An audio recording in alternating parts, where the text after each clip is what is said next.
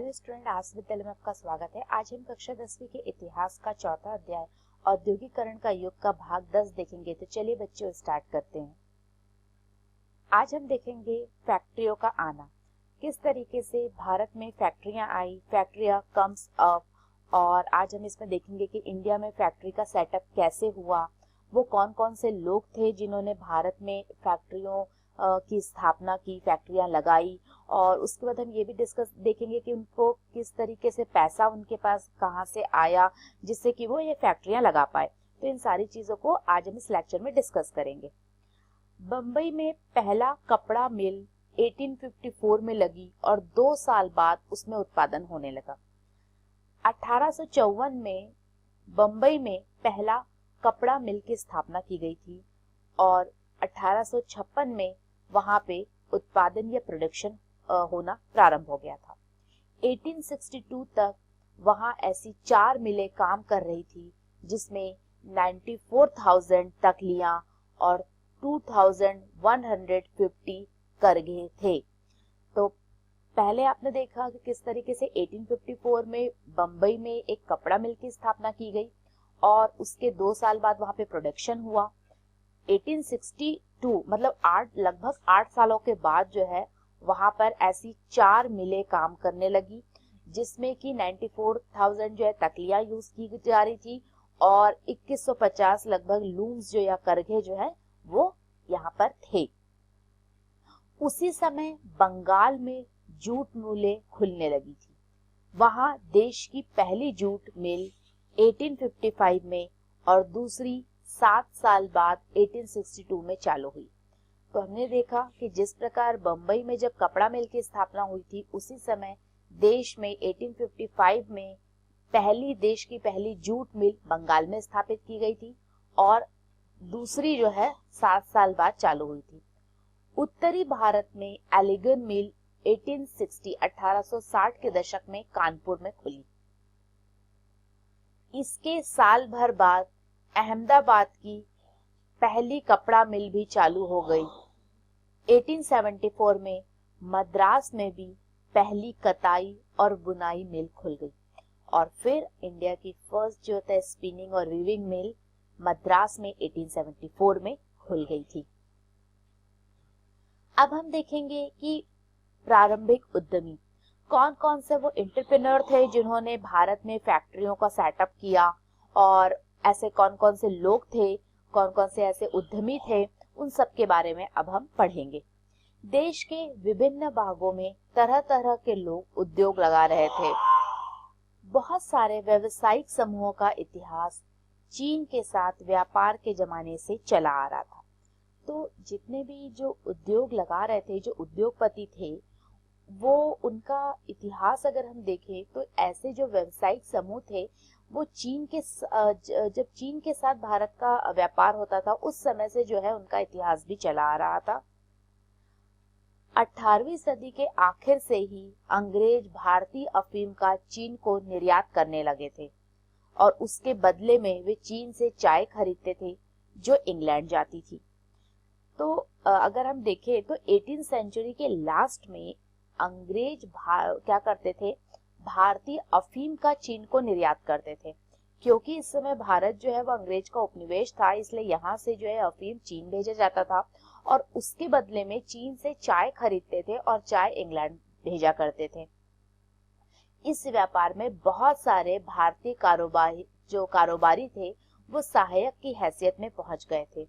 वे पैसा उपलब्ध कराते थे, आपूर्ति सुनिश्चित करते थे और माल को जहाजों में लाद कर रवाना करते थे। तो अब आप देखिए कि कुछ सहायक जो कारोबारी है, व्यवसायी हैं, वो अब हमें देखने को मिल रहे हैं।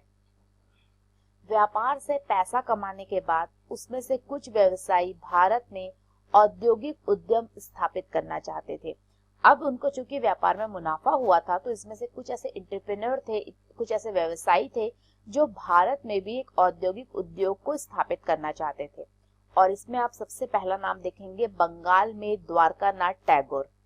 बंगाल के द्वारकानाथ टैगोर थे, जी हाँ बिल्कुल, जिनका की संबंध टैगोर फैमिली से है और उन्होंने चीन के साथ व्यापार में खूब पैसा कमाया और वे उद्योगों में निवेश करने लगे।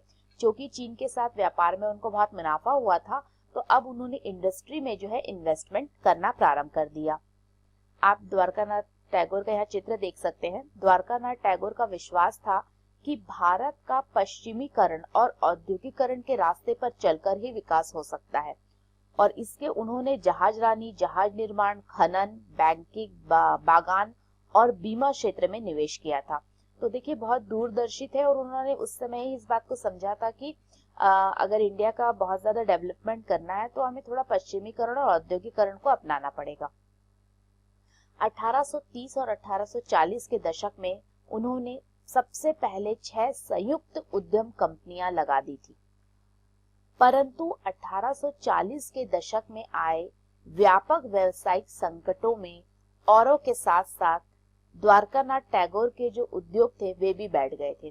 तो 1840 में हम देखते हैं कि चूंकि थोड़ी मंदी आ गई थी और व्यापार को भी बहुत सारे व्यावसायिक जो संगठन थे उनको भी बहुत ज्यादा इससे लॉस हुआ था, जिसके कारण, और ये लॉस जो है द्वारकानाथ टैगोर की इंडस्ट्री को भी उठाना पड़ा था।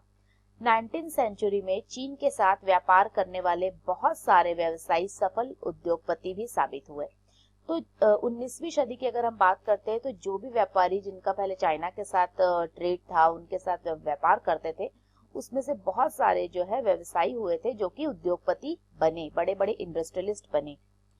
अगर हम इसी में से बात करें तो बंबई में डिनशॉ, पैटेट और आगे चलकर देश में विशाल उद्योग साम्राज्य स्थापित करने वाले आप जानते हैं जमशेदजी टाटा जैसे पारसियों ने आंशिक रूप से चीन को निर्यात करके और आंशिक रूप से इंग्लैंड को कच्ची कपास निर्यात करके पैसा कमा लिया था।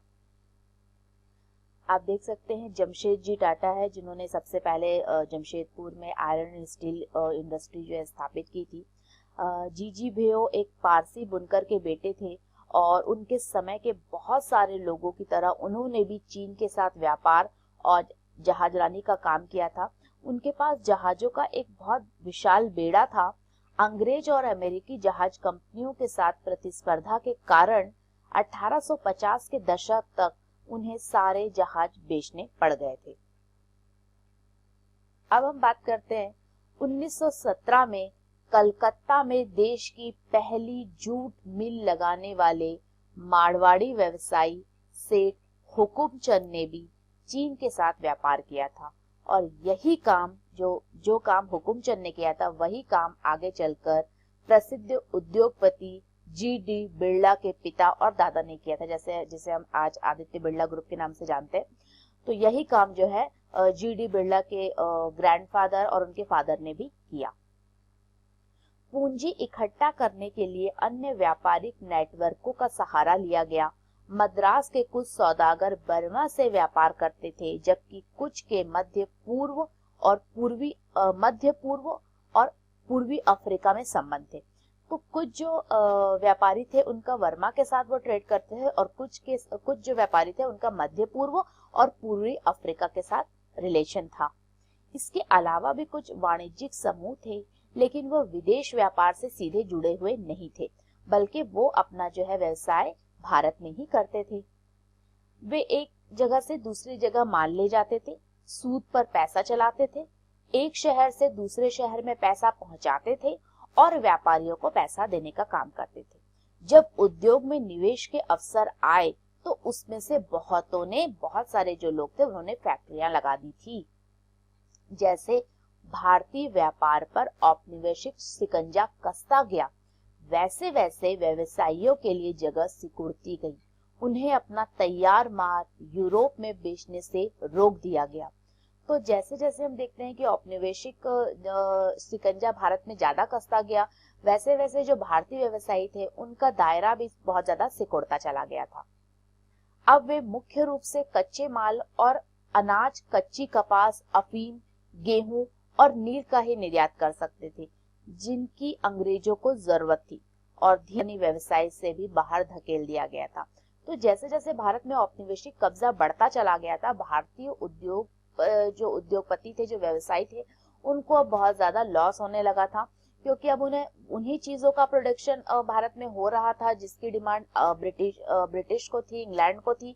तो इसलिए मुख्य रूप से हम देखते हैं कि अफीम, गेहूं, नील, कपास, इन सब की ही खेती हो रही थी। तो जो व्यवसायी थे उन्हें मुख्य रूप से इन्हीं सब चीजों का निर्यात कर रहे थे। और इसके साथ साथ जो पहले जहाजरानी व्यवसाय में भारतीयों का दबदबा था वो भी अब खत्म हो गया था, उन्हें भी बाहर कर दिया गया था। पहले विश्व युद्ध तक यूरोपीय प्रबंधकीय एजेंसी भारतीय उद्योग के विशाल क्षेत्र का नियंत्रण करती थी, और इसमें बर्ड हीगल्स एंड कंपनी, एंड्रयूल यूल और जार्डिन स्किनर एंड कंपनी सबसे बड़ी कंपनियां थी। ये कुछ कंपनियों के नाम थे। ये एजेंसियां क्या करती थी? पूंजी जुटाती थी, संयुक्त उद्यम कंपनियां लगाती थी और उनका प्रबंधन संभालती थी। ज्यादातर मामलों में भारतीय वित्त पोषक जो फाइनेंसर होते थे वो पूंजी उपलब्ध कराते थे, जबकि निवेश और व्यवसाय से संबंधित फैसले यूरोपीय एजेंसियां ही लेती थी।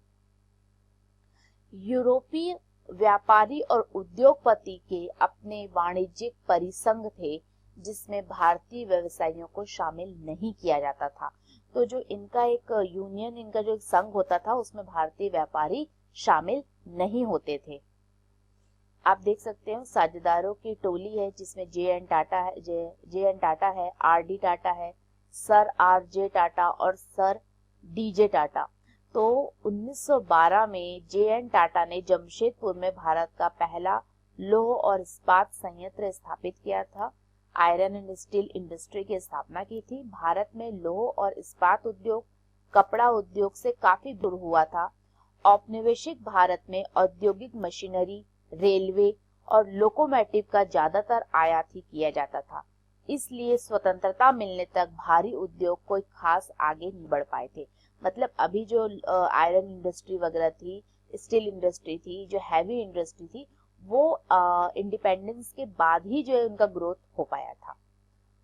सो what did we learn today? आज हमने क्या पढ़ा और क्या सीखा? तो आज हमने देखा कि किस तरीके से भारत में फैक्ट्रियों का प्रारंभ हुआ, उनके इतिहास को समझने का प्रयास किया, किस तरीके से भारत में कपड़ा मिल की स्थापना हुई, जूट मिल की स्थापना हुई, और उन मिलों को कि उस फैक्ट्रियों का सेटअप कैसे हुआ, किन लोगों ने उसका सेटअप लगाया, और बाद में जो है उन्होंने किस तरीके से, उनके पास कहाँ से पैसे आए, ये सारी चीजों को आज हमने